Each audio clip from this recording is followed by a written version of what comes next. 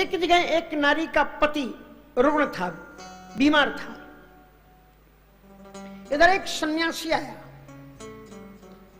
उसने भिक्षा मांगी, तो भिक्षा लाने में उस स्त्री ने देर कर दी, कुछ ज्यादा देर हो गई। और जब वो बाद में भिक्षा लेकर के निकली, भाव पूर्वक देने लगी, तो वो महात्मा बड़ी तिरछी नजर से, गुस्से की दृष्टि से उसको देख रहा था।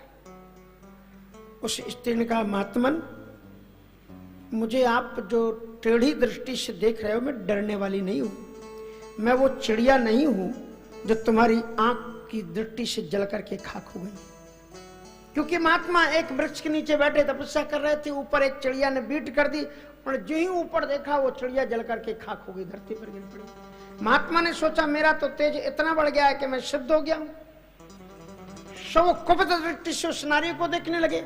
उस स्त्री ने कहा कि मैं पतिव्रता नारी हूं, मेरे पति रोगी हैं अभी, इसलिए मेरा पहला कर्तव्य है कि मैं पहले अपने रुग्ण पति की मैं सेवा करूं, मैं उनका उपचार करके आई हूं। मैं वो चिड़िया नहीं हूं कि तो तुम दृष्टि से देखोगे। इसलिए पतिव्रता नारी सभी के लिए वंदनीय होती है। वो स्वामी जी ने कहा है कि धन्य देश सो जहां सुरसरी, और धन्य नारी पतिव्रत अनुसरी। ये जो परंपराएं, शास्त्रीय परंपराएं हैं, इनको दकियानूसी परंपरा मत मान लेना। इनका जहां तक हो सके अनुपालन करने की चेष्टा अपने जीवन में करना चाहिए। आज भी मैंने तमाम पतिव्रता नारियों को देखा है, यहां भी और बाहर भी। एक बार स्वामी रामतीर्थ जी अमेरिका गए और उन्होंने देखा एक स्त्री पति मर गया था, उसकी कब्र के पास में बैठ करके पंखा जल रही थी। स्वामी रामतीर्थ जी ने कहा कि मैं तो सोचता था कि भारतवर्ष में ही पतिव्रता नारियां होती हैं, लेकिन यहाँ देखो कितनी निष्ठा है कि पति मर गया तो उसकी कब्र को सुखा रही, हवा कर रही, ठंडक दे रही। उन्होंने प्रणाम किया। उस अमेरिकन लेडी ने पूछा कि हे भारतीय सन्यासी, तूने मुझे प्रणाम क्यों किया? कहा, मैं ये सोचता था कि भारतवर्ष में ही पतिव्रता नारियां होती हैं, लेकिन आप कितनी महान हैं कि पति के मर जाने के बाद में आप उसकी कब्र के पास में बैठ करके पंखा जल रही हैं। कहा, महाराज, पतिव्रता नारियां तो भारत में ही हो सकती हैं, यहाँ कुछ मामला और है। बोले, क्या है और मामला? कहा, मुझे ठीक से तो याद नहीं कि मेरा 5वां पति था कि 6वां पति था, वो पता नहीं है, मुझे ध्यान नहीं है अभी। लेकिन इस मुए ने मरने के पहले एग्रीमेंट एक कागज पर हस्ताक्षर करवाया था कि यदि कदाचित मैं मर जाऊं तो जब तक मेरी कब्र ना सूख जाए तब तक तू अगली शादी मत रचाना। इसलिए मैं कब्र सुखा रही हूं कि कितने जल्दी इसकी कब्र सूख जाए और मैं अगला विवाह कर सकूं। यह है भारतवर्ष। धन्य देश सो जहां सुरसरी, और धन्य नारी पतिव्रत अनुसरी।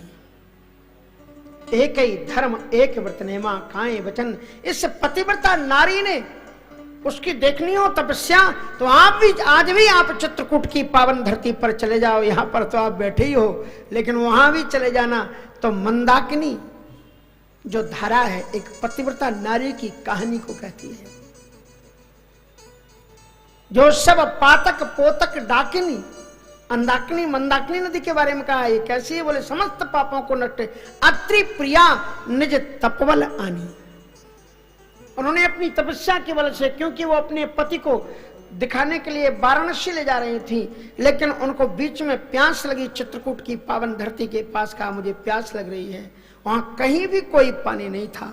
माता अनसुईया ने एक जो छोटी एक चिमटी होती है, उससे पहाड़ की तलह में थोड़ा सा कुरेदा है, और वहीं से मंदाकिनी जी प्रकट हो गई हैं और अपनी पति की तृषा को शांत किया है। ऐसी पतिव्रता नारी थी माता अनसुईया। श्रीमद् भागवत में भी उनके प्रभाव का वर्णन है। दुर्वासा शंकर सुनिवो धंगिर प्रजा।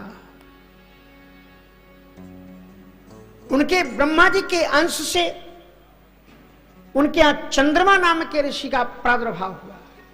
साक्षात भगवान नारायण उनके पुत्र दत्तात्रेय के रूप में प्रकट हुए, और दुर्वासा शंकरास्यांसो ने वो धांगिर प्रजा। भगवान शंकर जी उनके भरद्वाज नामक क्या नाम का दुर्वासा ऋषि के रूप में उनके पुत्र बनकर के प्रकट हुए। यह है भारत की मत। पतिव्रता नारियां कि पतिव्रत के बल के तब के प्रभाव पर नारियां साक्षात भगवान को भी अपना बेटा बनाने की सामर्थ्य रखती है। ये